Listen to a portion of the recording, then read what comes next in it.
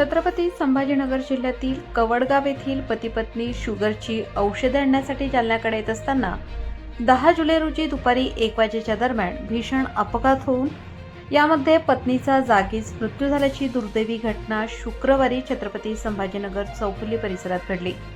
मिळालेल्या माहितीनुसार बापासाहेब गव्हाड आणि त्यांची पत्नी कमलबाई गव्हाड हे दोघे दुचाकीवरून शुगरची औषधे घेण्यासाठी जालना शहराकडे येत होते। या दरम्यान छत्रपती संभाजीनगर चौफुली येथे त्यांच्या MH21 EV 2871 या दुचाकीची आणि भरधाव ट्रक क्रमांक CG17 LA 8111 या ट्रक ट्रेलरने जोरदार धडक दिली।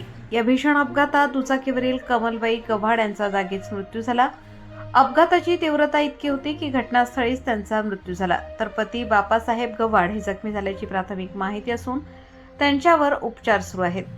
घटनेची माहिती मिळताच चंदनजीरा पोलिसांनी घटनास्थळी धाव घेऊन पंचनामा केला। मृतदेह शवविच्छेदनासाठी जालना जिल्हा शासकीय रुग्णालयात पाठवण्यात आला असून ट्रक ट्रेलर चालकाविरुद्ध गुन्हा दाखल करण्याची प्रक्रिया सुरू आहे। या अपघातामुळे परिसरात काही काळ वाहतूक विस्कळीत झाली होती।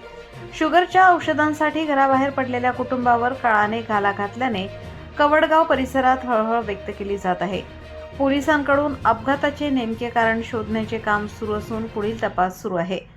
प्रबंधभूमी महाराष्ट्र न्यूजसाठी प्रतिनिधी सुनील भारती, जालना।